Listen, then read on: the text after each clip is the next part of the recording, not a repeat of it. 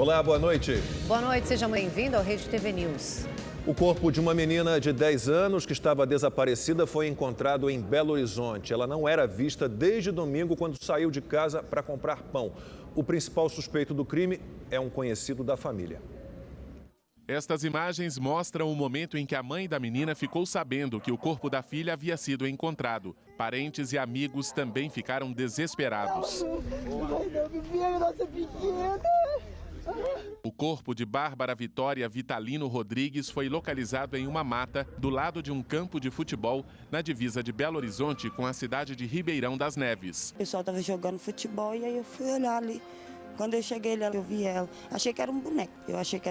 Mas quando eu fui ver mais perto, era ela mesmo. Segundo a polícia, a garota foi amarrada, amordaçada e tinha sinais de violência sexual. A imagem é que ela está só com a parte de cima, uma camisa em cima, tem um pouco de sangue no local, mas realmente é difícil afirmar que foi proveniente da violência ou que aconteceu aqui, ou se o corpo foi deixado aqui. Bárbara saiu para comprar pão na tarde do último domingo em Belo Horizonte e não voltou mais para casa.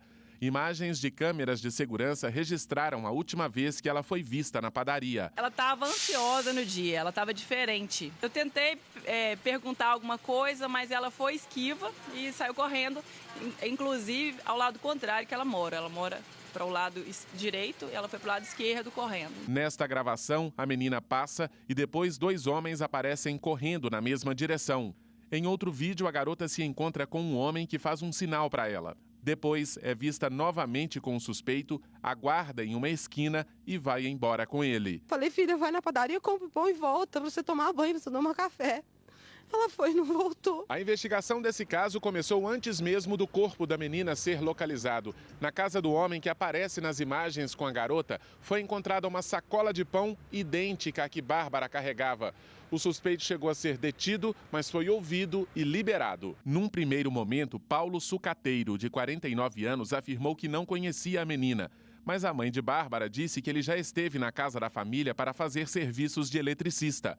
A última vez, 2 dias antes do desaparecimento da garota. O suspeito mudou a versão, admitiu que conhecia a família, confirmou que é ele que aparece no vídeo, mas afirmou que não tinha feito nada com a criança. Ele negou toda a versão, apresentou informações aí que não eram controversas, né, que não tinham assim como ser comprovadas. Inconformados, vizinhos e amigos da família de Bárbara fizeram um protesto. Sentimento é de revolta, sentimento é de muita justiça, a gente quer justiça. Veja agora outros destaques da edição de hoje. Uma adolescente de 15 anos foi assassinada por 2 mulheres quando ia para a escola em Salvador. Uma imagem impressionante. Um pai salvou o filho de apenas 1 ano de um grave acidente no Pará. A presidente da Câmara dos Deputados dos Estados Unidos ignorou a ameaça da China e desembarcou em Taiwan. Você vai ver como foi a execução do líder do grupo terrorista Al-Qaeda no Afeganistão. Ele era procurado pelos Estados Unidos havia 20 anos. Uma estudante de 15 anos foi assassinada durante uma tentativa de assalto em Salvador. Ela estava a caminho da escola. A estudante de camiseta branca e com uma mochila nas costas caminhava pelo centro da capital baiana com a mãe e a irmã. Elas foram abordadas por 2 mulheres que anunciaram um assalto. Em seguida, a estudante foi baleada no peito e caiu. As criminosas fugiram.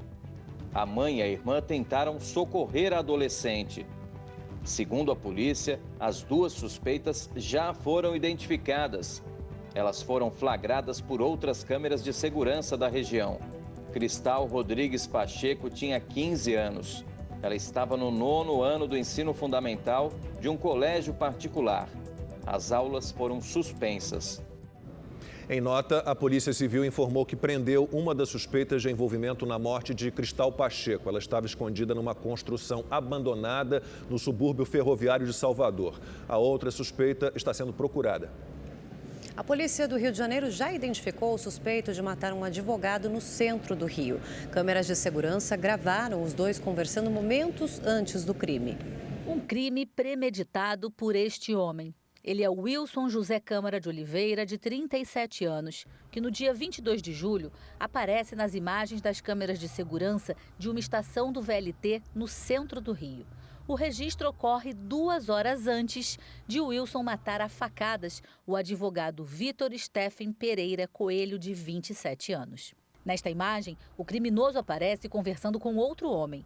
É o segurança de uma loja do Centro Comercial da Saara, que contou à polícia que o suspeito se aproximou para conversar. De acordo com o depoimento, o Wilson disse que estava lá para fazer uma correria, porque precisava de dinheiro.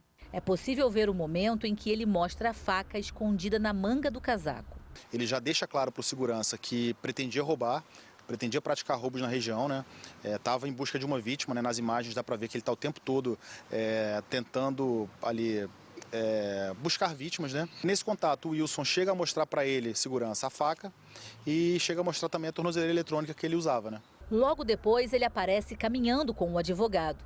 Ele segue em direção à estação do VLT. Já na plataforma, continuam a conversa. Uma outra testemunha contou em depoimento para a polícia que viu os dois descontraídos, como se fossem amigos, por aproximadamente 5 minutos. Logo depois, ouviu gritos. Na sequência, a testemunha disse que o Wilson pediu o celular e chegou a rasgar as roupas de Vitor antes de fugir. O advogado foi atingido por 7 facadas e morreu na hora. O suspeito tem 7 passagens na polícia desde 2005. Ele já foi condenado 4 vezes e as penas somam mais de 18 anos de prisão. A maioria dos crimes praticados por Wilson é roubo. O último foi em 2018, aqui também no centro da cidade, mesma região onde o advogado foi morto. Neste caso, ele roubou a mochila de um ambulante e, na fuga, tentou esfaquear uma pessoa. Ele foi preso, mas em fevereiro deste ano conseguiu deixar a cadeia depois de ser beneficiado pela progressão de regime de uma das penas. Os agentes fizeram buscas em endereços ligados ao suspeito, mas ele está foragido. A polícia quer esclarecer se o segurança, mesmo sabendo que o homem estava armado, permitiu que o crime acontecesse. Ele não era um agente público, né? Ele não tinha, então, o dever legal de impedir o resultado, né? Ele poderia ter feito isso como exercício de cidadania, sim, né? Era até louvável que o fizesse, mas em não fazendo, ele não incorre em nenhum crime, a não ser que a gente consiga evidenciar, as investigações evidenciem que, de fato, ele estava pré-ajustado com o autor e, de alguma forma, facilitou com que o crime ocorresse, né? Uma caminhonete quase foi levada pelo mar na praia da Lagoinha, na região metropolitana de Fortaleza. O veículo tinha sido furtado quando o dono estava num restaurante. O carro acabou abandonado na faixa de areia e, quando a maré subiu, foi parar no mar. O veículo só foi retirado com a ajuda de um trator. Um caminhão arrastou carros e destruiu casas na zona norte de São Paulo. O veículo desceu a rua de ré com a porta do passageiro aberta. Não havia ninguém ao volante. O motorista, de 34 anos, disse à polícia que o caminhão estava estacionado e ele descarregava uma entrega quando o veículo começou a se movimentar. 7 carros foram atingidos. 4 casas também foram danificadas. O caminhão transportava uma carga de farinha de trigo. Não houve feridos. Em Limeira, no interior de São Paulo, um caminhão-tanque desgovernado invadiu uma casa. O veículo estava carregado de adubo líquido. Apesar do susto, ninguém se machucou. Por muito pouco, um pai e o filho de apenas 1 ano de idade não foram atropelados por um carro em São Félix do Xingu, no Pará. O homem que segurava o bebê, que estava no banco da moto parada, percebeu a aproximação de um veículo desgovernado em alta velocidade e agiu rápido.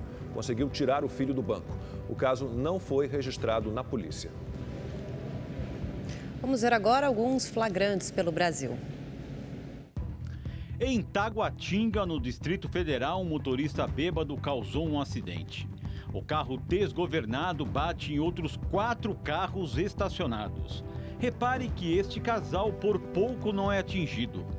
De acordo com a polícia, o motorista de 25 anos estava embriagado e não tinha habilitação. Ele assinou um termo de ocorrência e foi liberado. Na Paraíba, moradores gravaram uma confusão envolvendo policiais militares e moradores da cidade de Rio Tiro. O tumulto começou depois de uma viatura causar um acidente. um agente chega a agredir um homem. Outro com sinais de embriaguez é contido por outros PMs. Os 3 policiais foram detidos e a corregedoria da PM abriu uma investigação. 2 homens elegantemente vestidos assaltaram um restaurante em Jundiaí, na região metropolitana de São Paulo. Um deles vai direto ao caixa e mostra a arma, enquanto o comparsa dá respaldo. Eles fugiram levando um celular e o dinheiro do estabelecimento. Um ex-presidiário suspeito de fazer parte do PCC foi preso no Recife. A polícia acredita que ele participou de um dos maiores assaltos de Pernambuco. O ex-detento, que não teve um nome divulgado, foi abordado em uma fiscalização em São Lourenço da Mata, na região metropolitana do Recife. Os policiais encontraram com ele R$115 mil em dinheiro. Em depoimento, o homem disse que iria comprar um apartamento na capital pernambucana, mas não comprovou a origem do dinheiro e, por isso, foi preso. O suspeito estava em liberdade há 30 dias. Ele cumpria pena por participação no assalto a uma transportadora de valores em 2017. O crime é considerado um dos maiores da capital pernambucana. Cerca de 30 bandidos participaram da ação. Estima-se que, na época, foram roubados R$12 milhões. A Justiça de São Paulo inocentou 2 policiais militares acusados de matar 2 suspeitos de roubo. Os PMs foram flagrados disparando várias vezes contra as vítimas que estavam num carro. Isso foi em junho do ano passado, na zona sul da capital. Os réus alegaram que os suspeitos atiraram primeiro, só que as armas falharam. A tese de legítima defesa foi aceita pelo júri e os agentes foram liberados. A Polícia Federal fez uma operação contra fraudes bancárias em 13 estados e no Distrito Federal. De acordo com as investigações, os desvios passam de R$18 milhões. No total, os policiais cumpriram 43 mandados de busca e apreensão contra pessoas apontadas como laranjas do grupo. Em Brasília, foram 4. De acordo com as investigações, os líderes da quadrilha utilizam a conta bancária delas para depositar dinheiro retirado ilegalmente de vítimas de golpes eletrônicos. Cartões de banco, notebooks e celulares que seriam utilizados no esquema foram apreendidos. Segundo a polícia, quem emprestava a conta recebia até 10% do valor depositado. A pessoa que empresta sua conta bancária para fraude, não é? Muitas vezes ela pensa que não vai ter nenhum tipo de problema, aí ela se engana, porque ela está participando de um crime, não é? E ela vai ser a primeira pessoa a ser procurada pela polícia.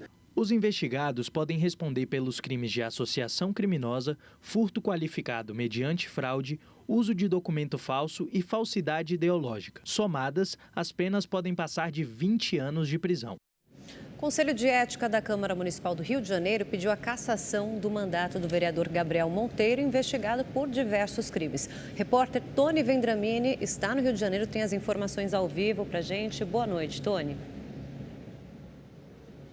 Boa noite, Érica. Boa noite, Lacombe. Boa noite a todos que nos acompanham. Pois é, o relatório do Conselho de Ética da Câmara concluiu que o Gabriel Monteiro teve condutas gravíssimas e, por isso, deve ter o mandato cassado por quebra de decoro parlamentar. O Gabriel agora tem um prazo de 5 dias para apresentar a defesa. Depois, o Conselho volta a se reunir para discutir a punição a ser aplicada. O passo seguinte é a votação em plenário. 50 vereadores vão decidir o futuro do Gabriel Monteiro. Seriam 51, mas o Carlos Bolsonaro, do Republicanos, pediu licença para resolver problemas particulares. A defesa do Gabriel Monteiro só vai se manifestar depois de analisar o relatório. O documento aponta que ele usava o cargo para enriquecer através da atividade de influenciador digital. Também lembra que ele gravou e armazenou um vídeo em que se relacionava com uma adolescente de 15 anos, mesmo tendo ciência da idade da menina, e que expôs de forma vexatória crianças em situação de vulnerabilidade. Cita ainda perseguições a outros vereadores e casos de assédio a vereadores. Vamos ouvir o relator do processo, o vereador Chico Alencar, do PSOL. Todas as posturas do vereador colocadas nessa representação se chocam violentamente contra esses conceitos e práticas que eu diria elementares na vida pública. Exercício de mandato público é respeito à dignidade, sobretudo dos mais vulneráveis, e não postura de manipulação, arrogância e mandonismo. Ter poder não é abusar dele. Bom, na semana passada, o Gabriel Monteiro registrou candidatura a deputado federal. Mesmo que ele seja cassado, ele vai poder concorrer às eleições se conseguir o registro da candidatura na Justiça Eleitoral. Ao vivo do Rio de Janeiro, Tony Vendramini para o Rede TV News.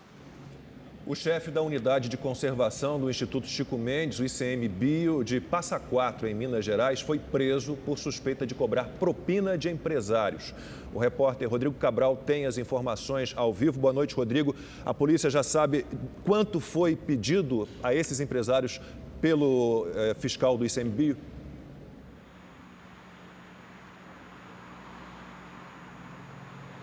Jacim Lacombe, boa noite a todos. Segundo a investigação da Polícia Federal, o servidor de 56 anos recebeu R$200 mil em propinas nos últimos 7 meses. Essa operação foi realizada em conjunto com o Ministério Público Federal após denúncias de empresários da construção civil da região. Edgar Andrade Júnior é o chefe da Floresta Nacional de Passa Quatro, uma unidade de conservação federal do Instituto Chico Mendes, no sul de Minas Gerais. De acordo com donos de loteamentos na cidade, Edgar começou a exigir dinheiro em troca da promessa de não levar adiante denúncias e ações por supostas irregularidades ambientais que, na verdade, nunca existiram.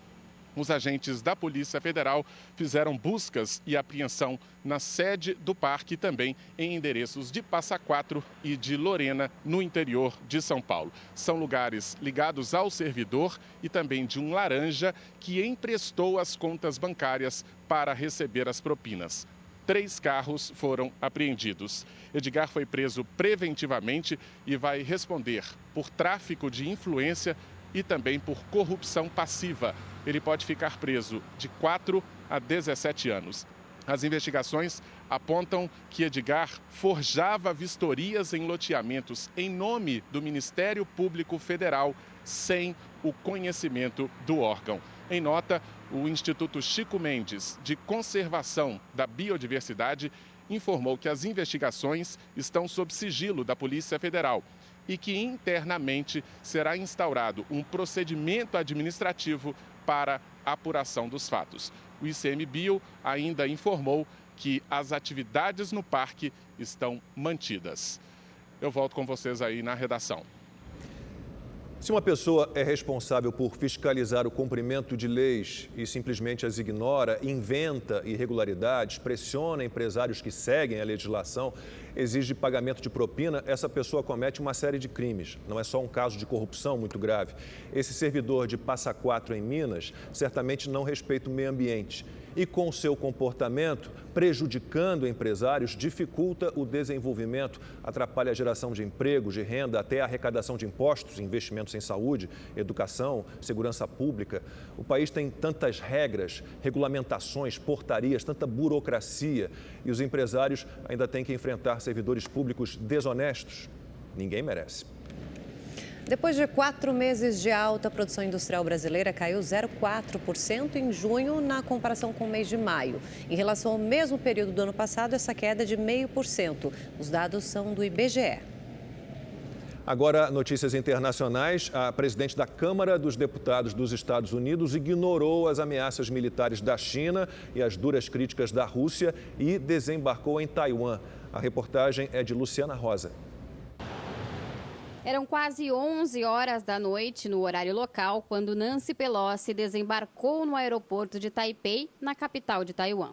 A visita foi mantida em segredo até o último momento por questões de segurança. A presença de Pelosi é encarada como uma grave provocação por Pequim. Para a China, Taiwan é uma província que faz parte de seu território e no futuro deverá ser anexada, mesmo que à força. O clima é de tensão na ilha. Houve até ameaças de bomba no aeroporto e nas proximidades do hotel onde Pelosi está hospedada. O exército chinês iniciou uma série de manobras militares por terra, mar e ar no entorno de Taiwan, como sinal de força e oposição à viagem da americana. Veículos militares desfilaram pela província de Fujian, que está do outro lado do estreito que separa a ilha da China continental. Aviões de combate também foram vistos sobrevoando a região. Nancy Pelosi é a autoridade americana de cargo mais alto a visitar a ilha em 25 anos. Ela é a terceira na linha da sucessão presidencial dos Estados Unidos. Analistas preveem um endurecimento nas já tensas relações entre Washington e Pequim. Hua Chunying, porta-voz do Ministério das Relações Exteriores, disse nesta terça-feira que a China terá de agir em legítima defesa para salvaguardar a soberania e assegurar seus interesses. O governo da Rússia também criticou a viagem e demonstrou forte apoio ao líder Xi Jinping.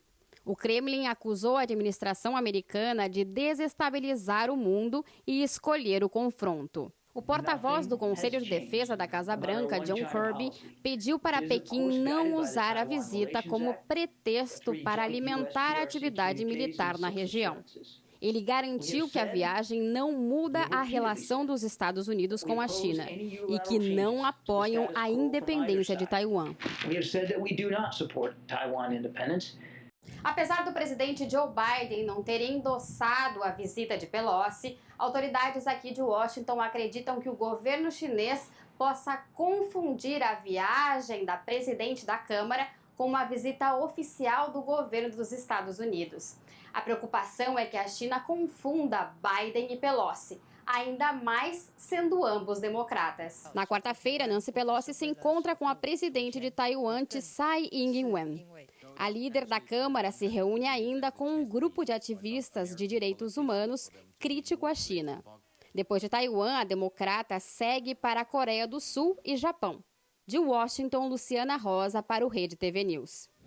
Uma cratera apareceu no deserto do Atacama, no norte do Chile. A fenda tem cerca de 25 metros de diâmetro e 200 de profundidade. A cidade, que fica a mais de 660 quilômetros da capital Santiago, está numa área de mineração de cobre. Segundo a prefeitura, a atividade pode ter provocado o aparecimento desse buraco. Os trabalhos na região foram suspensos temporariamente. O Talibã, que controla o Afeganistão, criticou os Estados Unidos pelo assassinato do líder da rede terrorista Al-Qaeda e acusou o governo americano de violar princípios internacionais. Quem tem as informações é o correspondente em Los Angeles, Fábio Borges. O ataque que matou Ayman al-Zawahiri foi realizado por um drone dos Estados Unidos no domingo. O líder da rede terrorista Al-Qaeda foi atingido enquanto tomava banho de sol na sacada de um prédio residencial em Cabul, a capital do Afeganistão. Ele era procurado pelas agências de inteligência norte-americanas havia mais de 2 décadas. Al-Zawahiri tinha 71 anos e foi um dos principais mentores do atentado terrorista contra os Estados Unidos, que matou mais de 3.000 pessoas em 11 de setembro de 2001. Ele assumiu o comando da Al-Qaeda após o então chefe da organização, Osama Bin Laden, ser morto por uma tropa de elite dos Estados Unidos em 2011. O presidente Joe Biden, que autorizou a execução de al-Zawahiri, descreveu a ação como um sucesso, numa missão cuidadosamente planejada durante meses para minimizar o risco de danos contra civis inocentes. Já o Talibã, que assumiu o governo do Afeganistão há 1 ano, condenou o assassinato do terrorista. O grupo classificou a ação como uma violação dos princípios internacionais e do Acordo de Doha, que é o pacto assinado entre o Talibã e os Estados Unidos, que facilitou a retirada das tropas norte-americanas e de países aliados do Afeganistão no ano passado. O Departamento de Estado norte-americano, o equivalente ao Ministério das Relações Exteriores, divulgou que o presidente Biden se comprometeu a continuar protegendo os Estados Unidos contra ameaças terroristas originadas no Afeganistão, mesmo após a retirada das tropas do país. O governo americano também destacou que foi o Talibã quem violou acordos ao abrigar o líder da Al-Qaeda em Cabul. O especialista em relações internacionais, Bruce Hoffman, explica que a Al-Qaeda ainda é uma ameaça, porque, nos últimos anos, al-Zawahiri adotou uma estratégia silenciosa para reconstruir o grupo, enquanto a atenção dos Estados Unidos estava em derrotar terroristas do Estado Islâmico. De Los Angeles, Fábio Borges, para o Rede TV News.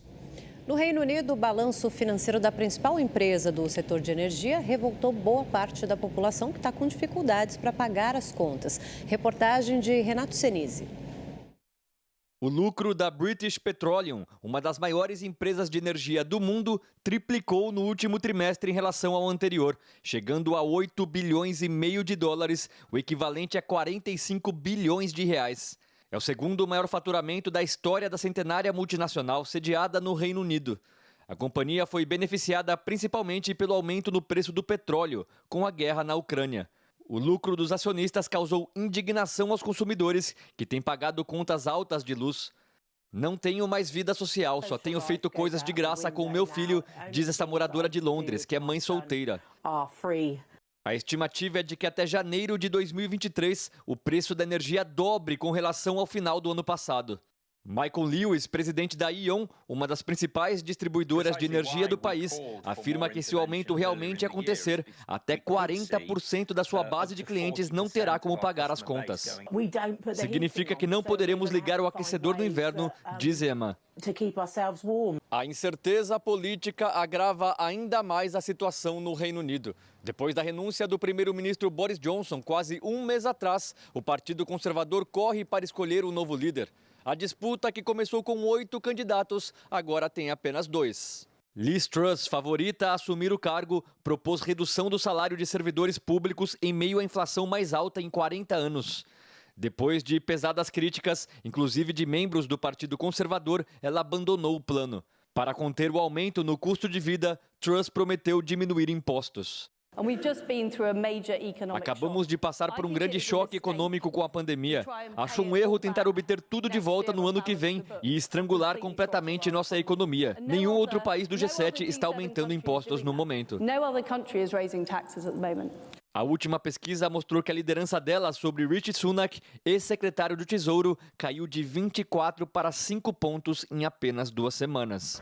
De Londres, Renato Senise para o Rede TV News.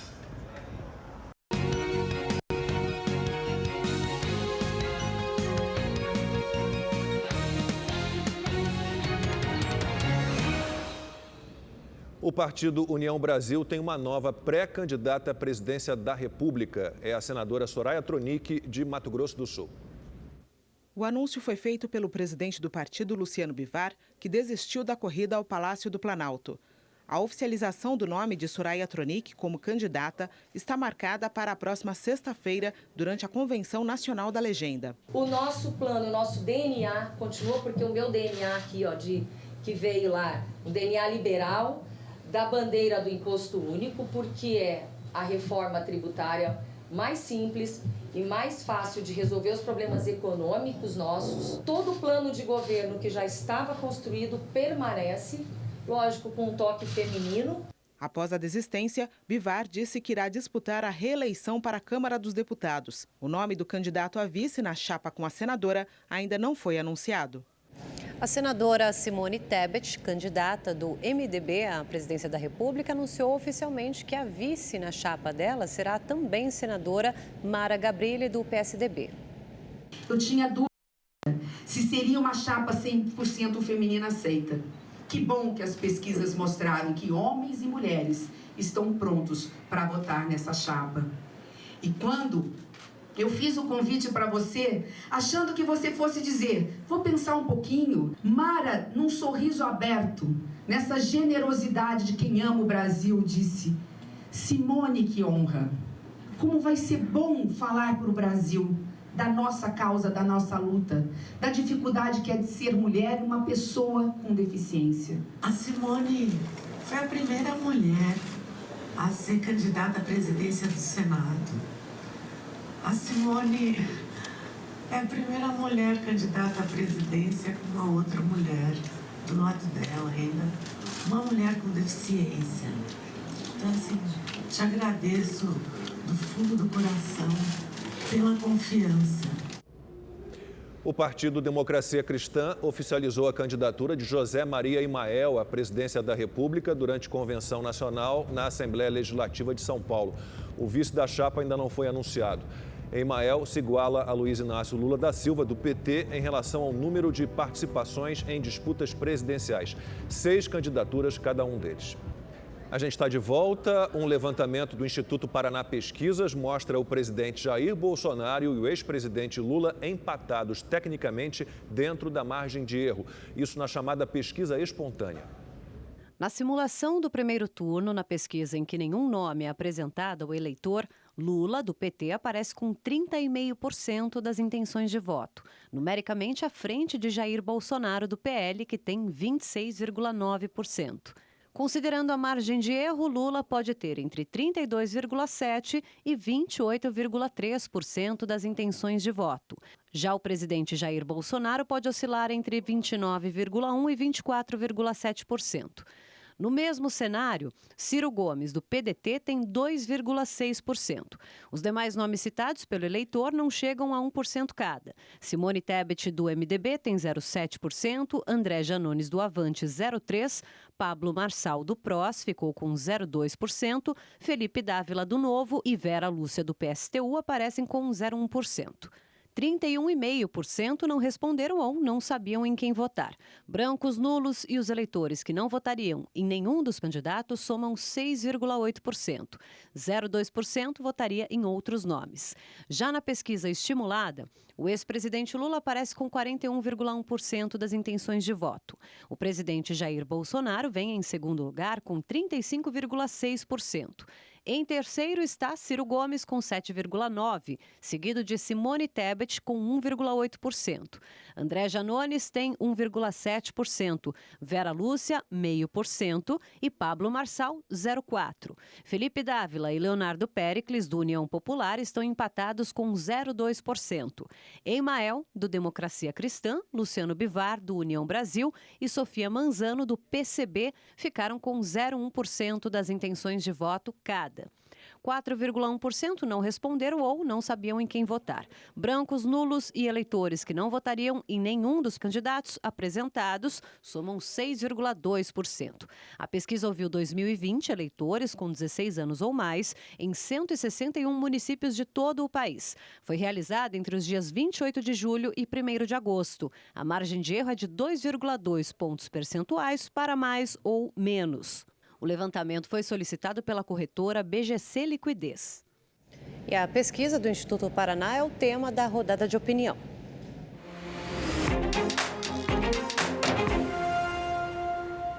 O dado que chama a atenção nessa nova rodada de pesquisas do Instituto Paraná é que 1/3 dos entrevistados ainda não se decidiu em quem vai votar ou afirma que não pretende escolher nenhum nome. Esse dado aparece na sondagem espontânea, quando o eleitor não tem a lista com os candidatos pronta na sua frente. Há 2 meses do primeiro turno é um dado relevante. Talvez seja aquele grupo que ainda estava à espera de uma chamada terceira via, que não se viabilizou. Resta agora, portanto, saber para qual lado essa parcela significativa dos votos vai migrar, Lula ou Bolsonaro, não tem outro caminho. Outro ponto, 2 nomes, ainda que nanicos, saíram da lista estimulada, Luciano Bivar e André Janones, e um entrou, Roberto Jefferson. Ainda há algumas pedras se movimentando no tabuleiro eleitoral. O preço da gasolina caiu, o governo aprovou o aumento do Auxílio Brasil para R$ 600, dobrou o Vale Gás, vai dar R$ 1.000 de voucher caminhoneiro e ajuda aos taxistas. O desemprego desacelerou, a inflação está subindo menos e o PL fez um mega evento para lançar a candidatura de Bolsonaro. E nada. O presidente continua exatamente no mesmo lugar nas pesquisas, em segundo, atrás de Lula. Não subiu nem no levantamento espontâneo, nem no estimulado. A avaliação do governo e a rejeição ao Bolsonaro também continuam iguais. Metade da população não quer nem saber dele. Murilo Hidalgo, responsável pela pesquisa, diz que o atual cenário de estabilidade favorece Lula. E os apoiadores de Bolsonaro refazem as previsões. Antes, ele encostaria no petista em junho, depois, final de julho. Agora, profetizam, será no mês de agosto, com Auxílio Brasil no bolso e campanha na rua. A ver. O Senado adiou para depois das eleições a sabatina dos desembargadores Paulo Sérgio Domingues e Messode Azulay Neto. Eles foram indicados pelo presidente Jair Bolsonaro para 2 vagas no Superior Tribunal de Justiça.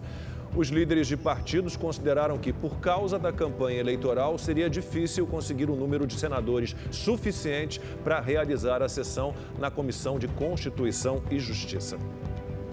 A consulta para saber quem vai receber o Auxílio Brasil de R$ 600 e o Vale Gás já pode ser feita. Daqui a pouco, as informações ao vivo, logo depois do intervalo. Até já.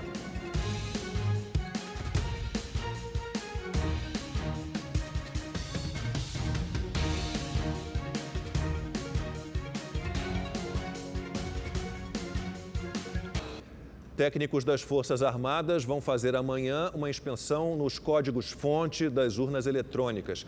A fiscalização foi marcada depois que o ministro da Defesa, Paulo Sérgio Nogueira, encaminhou um ofício ao Tribunal Superior Eleitoral, classificando como urgentíssimo o acesso aos códigos. Segundo o TSE, a inspeção vai ser feita entre 10 da manhã e 6 da tarde. Beneficiários de programas sociais já podem consultar se os valores do Auxílio Brasil e do Vale Gás estão disponíveis. A gente vai até Brasília agora para conversar com o repórter Igor Damasceno. Boa noite, Igor. Como é que os brasileiros podem fazer essa consulta? Pelo aplicativo do Auxílio Brasil ou pelo aplicativo do Caixa Tem. Érica, boa noite a você, ao Lacombe, boa noite a todos. Em relação ao Auxílio Brasil, inicialmente a previsão era de que o pagamento fosse feito no dia 18 de agosto, mas a Caixa Econômica Federal antecipou para o dia 9. Os beneficiários que têm o NIS com final 1 serão os primeiros a receber. No dia 10 é a vez de quem tem o NIS com final 2 e assim por diante. O calendário se encerra no dia 22 de agosto, quando os beneficiários que têm o NIS com final 0 vão receber o pagamento. Ainda de acordo com a Caixa Econômica Federal, cerca de 20 milhões de famílias vão ser contempladas com o valor de R$ 600.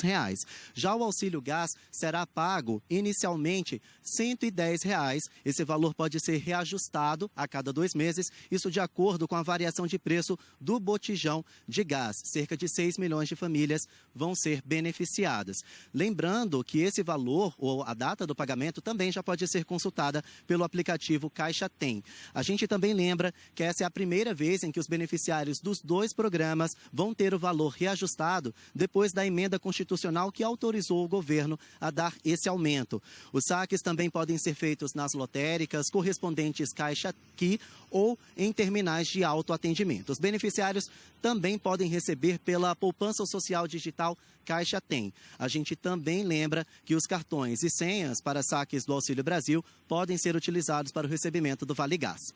Igor Damasceno de Brasília para o Rede TV News.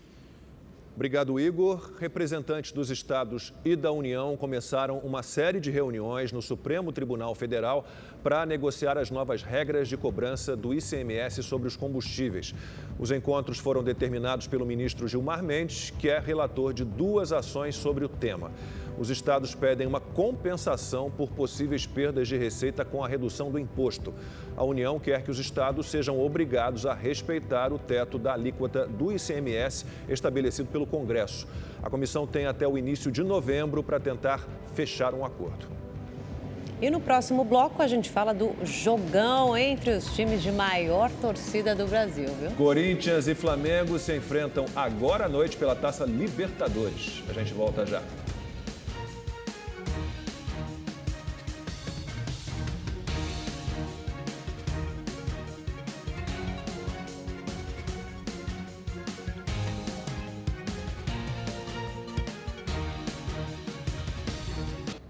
Estamos de volta com as notícias do esporte. O Palmeiras anunciou a rescisão do contrato com o zagueiro Renan, de 20 anos, por justa causa.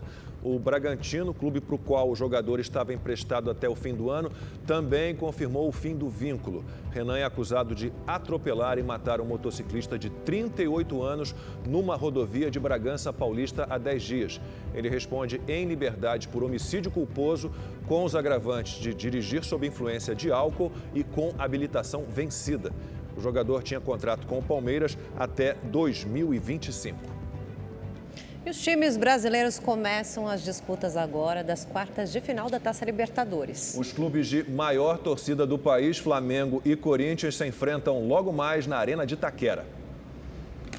10 anos depois, o Corinthians volta a campo para uma partida de quartas de final de Libertadores. O Timão recebe o Flamengo em Itaquera. Torcedores alvinegros soltaram fogos nas proximidades do hotel onde a equipe rubro-negra está hospedada, na tentativa de atrapalhar o sono dos adversários. Apesar da boa fase dentro de campo, Vitor Pereira, técnico do Timão, sabe reconhecer a qualidade do adversário. O Flamengo, não há dúvida nenhuma que é uma equipa com qualidade individual e coletiva, e para defrontar o Flamengo teremos de estar ao nosso melhor nível. Não vamos com a intenção de fazer um jogo especulativo, vamos tentar fazer o nosso jogo, tentar atacar com as nossas armas, com os nossos argumentos. Amanhã, outro paulista vai a campo pela Libertadores. O Palmeiras vai encarar o Atlético Mineiro em Belo Horizonte, mirando aí a semifinal pelo 3º ano consecutivo. Além disso, o Verdão defende uma marca histórica de 19 partidas sem perder como visitante. A equipe de Abel Ferreira não sofre uma derrota na Libertadores desde maio de 2021, quando perdeu para o Defensa e Justiça, jogando em casa. Longe de seus domínios, a última derrota foi em abril de 2019, contra o São Lourenço em Buenos Aires. Verdão e Galo reeditam a semifinal do ano passado, quando o Alviverde levou a melhor e se classificou pelo gol marcado fora de casa. O torcedor, esgotando os ingressos, eles passam a confiança que eles têm na equipe, no grupo. E cabe a nós dar a resposta a eles, né? Mesmo assim, Cuca acredita que o momento é bem diferente de 2021. É outra situação, né? Aquele momento que você vivia, praticamente todos os jogadores estavam tecnicamente, individualmente em alta. E o coletivo automaticamente também está. Hoje não é o caso. Na quinta-feira será a vez do Atlético Paranaense encarar o Estudiantes da Argentina na Arena da Baixada. O Furacão no G4 do Campeonato Brasileiro e na semi da Copa do Brasil quer confirmar a boa fase agora no torneio continental. 2 de agosto, hoje é dia de comemorar o jeito, a cultura do Nordeste. Pois é, e a repórter Caroline Fernandes, do Recife, vai contar por que a região comemora as tradições exatamente nessa data. Em 1989, neste mesmo dia 2 de agosto, o povo brasileiro se despedia de Luiz Gonzaga. O compositor e sanfoneiro mais ilustre de Exu no sertão pernambucano foi um dos principais responsáveis por difundir para o mundo inteiro as vivências do Nordeste. O aniversário de morte do Rei do Baião virou dia de festa, de celebrar a cultura nordestina. Gente que nunca dançou, Carolina. No final dos anos 40, o filho de seu Januário passou a incorporar em suas apresentações os trajes típicos de um vaqueiro nordestino e um chapéu de couro com referências ao rei do cangaço, Lampião. Com uma sanfona no peito, criou um ritmo que viraria febre nacional. A partir dali, Luiz Gonzaga seria para sempre coroado o rei do Baião. Quando a gente pesquisa Luiz Gonzaga, a gente vê que ele cantou a vida toda a saudade. Então ele canta a vivência do sertanejo, a ocupação, o canto e a dança, a cultura local, o vaqueiro, o cangaceiro. A referência ao Nordeste está em quase toda a obra de Luiz Gonzaga. Asa Branca, um dos maiores sucessos do Rei do Baião, feita em parceria com Humberto Teixeira, traduz o lamento sertanejo diante da seca. Quando a terra ardendo. Luiz Gonzaga também cantou as alegrias de uma gente festeira por natureza e apaixonada pelo forró.